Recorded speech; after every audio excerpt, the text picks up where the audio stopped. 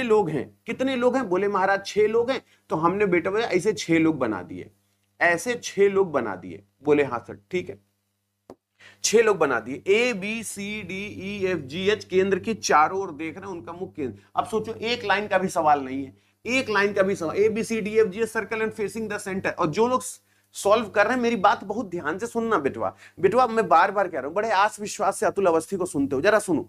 6 लोग हैं और everyone are facing to the centre. सभी कहां देख रहे हैं? केंद्र की ओर देख रहे हैं। तो यहां पे कोई दर्द नहीं, सभी केंद्र की ओर देख रहे हैं। अभी उसने बोला कि A is the second to the right of D, A is the second to the right of D. तो अगर डी ये है तो इसका सेकंड राइट किधर होगा? इधर की इधर।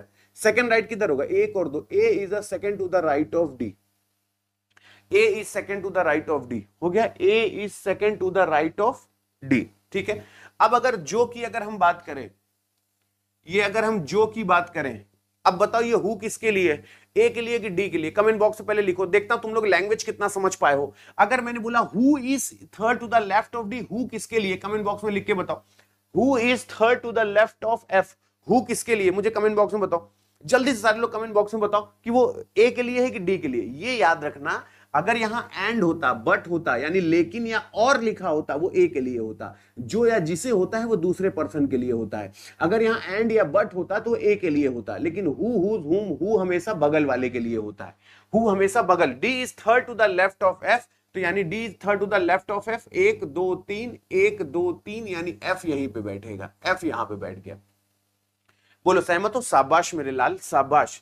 सी is third to the right of E, C E के दाएं तीसरा है। अब सी ई के दाएं तीसरा है, तो अगर सी को यहां बैठाते हैं या मान लो ई को यहां बैठाते हैं, तो 1 2 3 यहां पे ए बैठा है, 1 2 3 यहां पे ए बैठा है।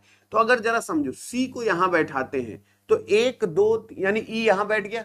सी ई के दाएं तीसरा है तो 1 2 3, और अगर ई को यहां बैठाते हैं तो 1 2 3 सी यहां बैठेगा। यानी आमने सामने कहीं भी हो सकता है ना, 1 2 3 1 2 3। चलो ठीक है। अब ये बताओ एंड किसके लिए प्रयोग है?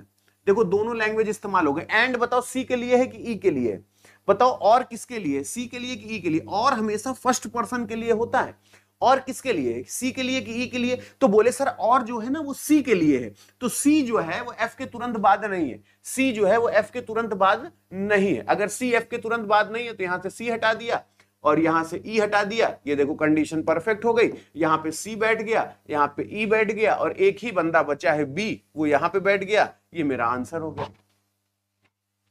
बताओ थोड़ा थोड़ा समझ में आया कि नहीं? मैं कह रहा हूं तुम सॉल्व नहीं करोगे, मैं सॉल्व करूंगा, मैं सॉल्व करूंगा। बस तुमको ये देखना है कि अतुल सर जिन जिन बातों को बोल रहे हैं उस बात से तुम ताल्लुकात रखते हो कि नहीं रखते हो।